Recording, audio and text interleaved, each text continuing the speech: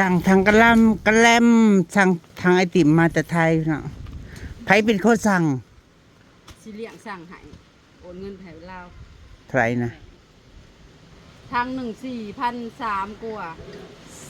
แต่ว่าเอามาหอดนะมันบ่แม่นทางกะแลมพี่น้องมันเป็นกล้องอีหยังโอ้ยตัวขายนะสุเนี่ยพร้อมกันหอดนี่นะโอ้ยย่านมันลงกันอยู่บนยกเบิ้งก็บ่ได้ฮู้บ่ยกเบิ่งก็ว่ามันเบาๆนึงก็ว่าแม่นเลยทันกันก็บ่ได้คิดว่ามันสิตีอีหยังว่าเขาพอโอ้ยมากล้องโฟมเขาอันพาโฟมเขาห่อทางกะแลมเพิ่นว่าบัดมาหอดมากดมาเบิ่งมันบ่ได้แน่มาฮอดพระบ่แม่นขายนี่ก็สร้างเป็นนะสุแกะเบิ่งดูนี่อีหยังนี่ดานี่เบิ่งจะแก้เบิ่งบ่ยังผิดพลาดบ่เขาคนชงนี่นะทางโฟมเสียวแล้วก็ทางโฟมซื่อบ่โฟมกันฮ้อนเด้ที่เขาใส่อันนี้สังกะสีนี่นี่เขาใส่กันฮ้อนโฟมกันฮ้อนใส่พื้นสังกะสีนี่พี่น้องที่เขาสอดใส่นั่นอ๋อบัดนอนเฮือนเป็นอันนี้นี่ก็สร้างเฮ็ดโอ้ยสู้หลาบสู้จืดเด้อ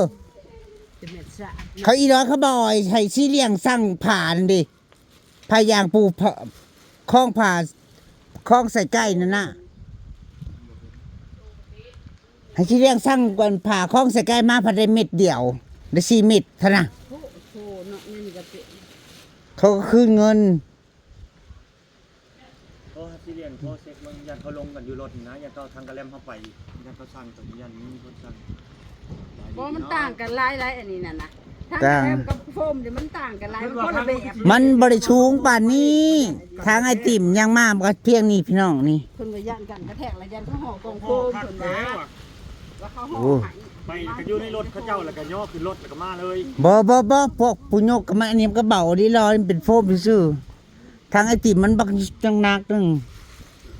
2 อันโอ้น้ำของเงินคืนแหละมันโมเมนต์มันบ่บ่ถ้าเพิ่นสั่งในแอปมันก็ได้คืนถ้าสั่งตามนี่มันก็บ่ได้ในเพจนั้นบ่ได้เดี๋ยวไผเที่ยวสิหายในไหนโอนเงินแล้วมันก็คือแล้ว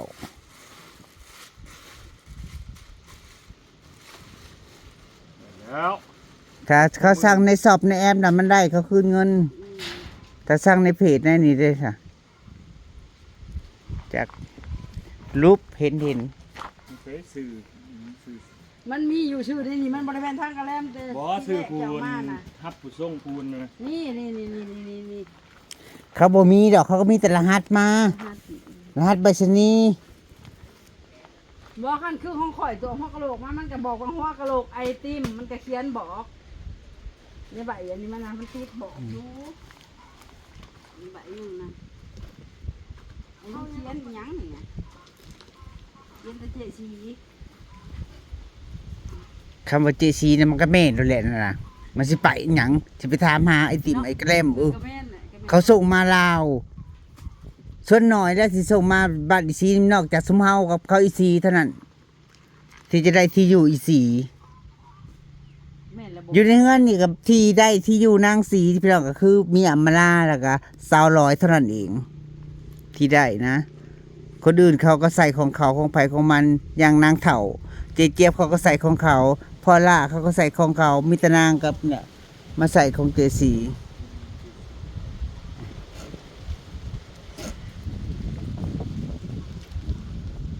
โอ้ยสาดีใจว่าทั้งมาแล้วทั้งมาบัดมาปันนั่งมุยุอยู่พี่น้องโอ้ยอับลาว่ะยกโทรศัพท์มาถ่ายดูนี่นะมันโมเมน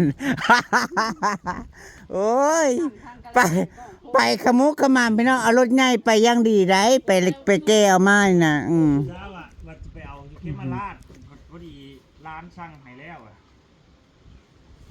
ตะกี้ว่าสิขาดแล้วเข็มมาลาดแล้วบ่ช่างให้กะยาเลยแล้วทางที่ดีชูเคยสั่งแนวใดนะชูสั่งแนวนั้นอย่าไปใส่อันนั้นนี่แต่เก่าก็ได้ตะกี้ช่างมาให้ก็ได้อยู่ได้ทางกะแลมแบบมาช่างให้ความเป็นอันนี้กันบ่ยันเขาลงลงรถนี่นะยังบ่แล้วลงอยู่เขาตั้งใจสร้างมาให้แนวนี้เจซีนั่นมาลงเจซีสิลงไปใช้สิผิดพลาดผู้บนแพ็คของส่งใช้ที่สีจะ ไม่ใช้ตัวซอสจากนั้น ไปช้อน เฮ้ย โซสลาน่ะแม่น ไม่ได้ฉบีมันขาดเอามึงดึงมัน โอ้ยคันบ่เว้นฮอดดีซีมันเฮาบ่ได้มันนี่ดอก มันเจซี มันอิหยังจ้ะ เจิดบ่เถิด อุกอ่างทางใจน้ำเด้ คันอีซีบอกมาหาไปเอาแล้วแม่นแล้ว เขาบอกว่าได้จ้ะ เจสีแล้วก็บอกว่าฮอดเลยเด้อเข้ามาแล้วเราว่าไปเอาเราว่ะ มันลงกัน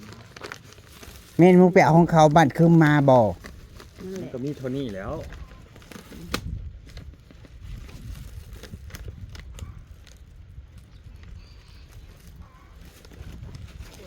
พ่อแม่พี่น้องเอ้ยอุกอ่างมันโนนาอีดิ หาซื้ออีซีแหละ หาชื่อคองแล้วมันลงนี่นะ สู้เวลาสั่งนะวงเล็บแน่วงเล็บซื้อเฮานั่นซื้อวงเล็บอำมาลาว่าสิก็ได้บาทเขาสเต็ปมามันมีซื้อเฮาอยู่ในนี้นี่อันนี้พระเจ้าไพ่นี่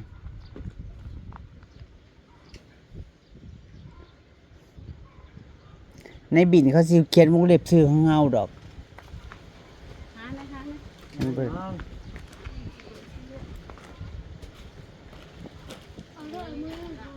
เบอร์เบอร์ทั้งเฮาอยู่นี่ก็ได้ตัวนี้นะเบอร์ซีเดียกเบอร์ซีคนสั่งนะไม่ซีนะ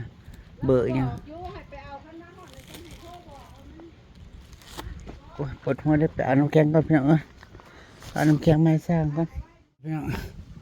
ตั้งแต่ไปส่งอยู่พอดีทางมันมาผม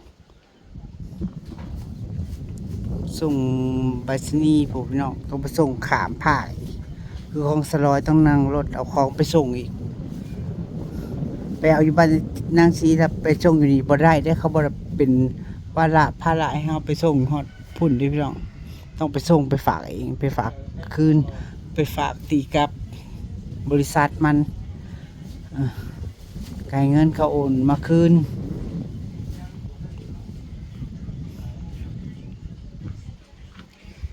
ต้องเสียเวลาเสียค่ารถลงไป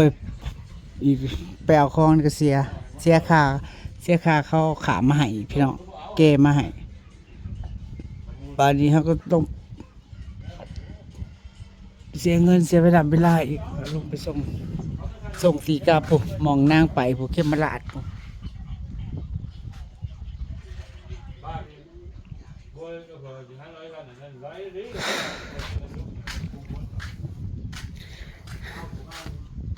เมสซี่เป็นคนสร้างให้เอ้ยสลอยอยู่บ้านนะพี่น้องอยู่วัดเป็นสร้างในแอปอะไรนะอยู่อันชี้เรียงเพิ่นว่าได้เป็นนี่นะส่งกลับเป็นบ่ นี่ครับอยู่เขายังอันน่ะหาเขามันลงอันนี้เขาโดนบ่แม่น จะเคยจะตีกลับแบบตีกลับแล้วก็รอเงินเพื่อเงินเขาสิตีกลับมาก็เดือนหนึ่งจ้า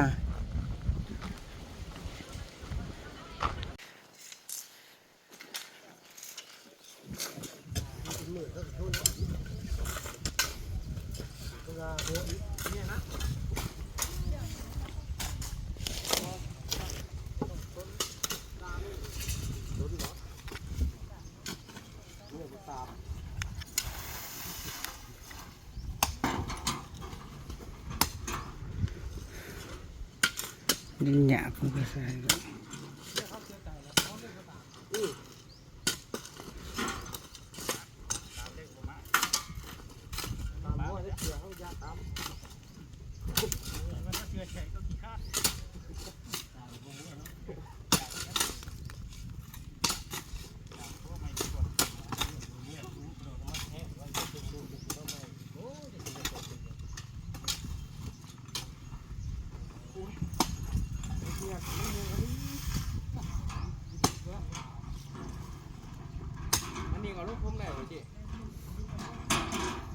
หินดินทรายนี่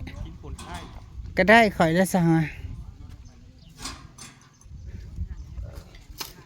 ตัวนั้นก็ไว้ใส่แนวอื่นซะนะตัวชุดเช้าจ้วนนะ สูตรนี้นะเขาเจ้าอันผสมหินหน่อยหายยังกระปูนแถวคนๆไปได้เลย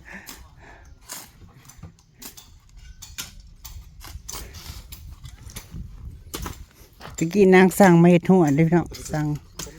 ให้เจ้ามันเห็ดหัวให้ ตัว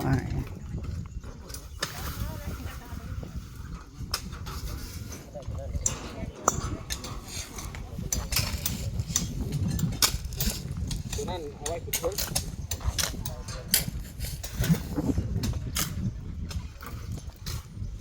มันเป็นหินเดียวกันเป็น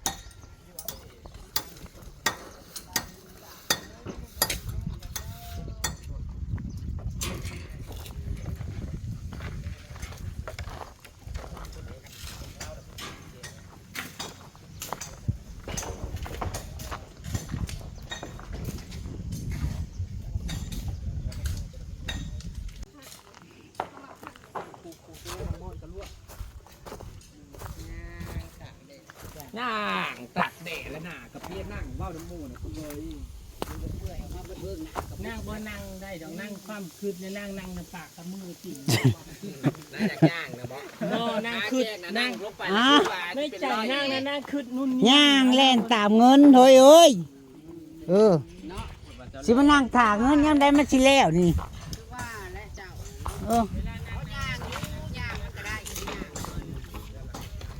ก่อนจะถึงว่าสิให้เล่นน้ำกับบนทันมาเปิดเพียงมีเงินจะก่อนแล้วบัตรสุภาพบ่มีเลยอย่าคือว่าใส่มู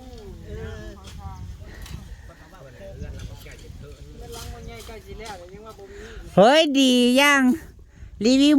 จ้าเสื้อมีดในเด้อจ้า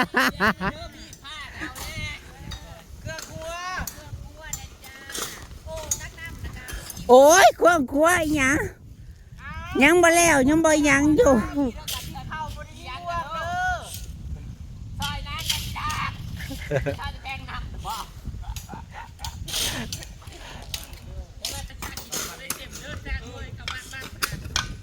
แล้วนี่ก็สิใส่แทงน้ำเนาะแทงน้ำมันก็มีหลายไส้แล้วว่าเสียจาก1,000 ลิตรทันทีพี่น้องมันก็มีหลายราคาเสียเป็นทั้งเล็กหรือทั้งหยางมันมีทั้งเล็กกับทั้งหยาง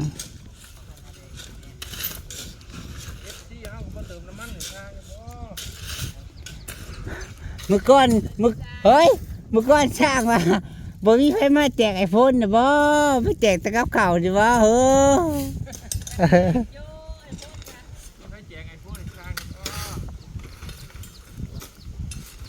ให้คอยเป็น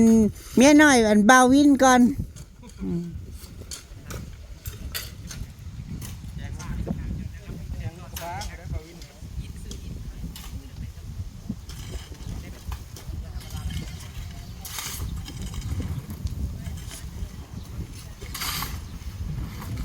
เป็นที่ห้องน้ำพี่น้องเพื่อเสร็จ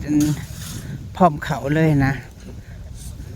ปูกระบอกกระเบื้องเพื่อสิปูให้เบิดเลยกระบอกกระเบื้อง3 เสือตา2 ตา4ห้าก็สิซื้อสีมาถ่ายเองว่าจะสีใดแค่นั้นเลย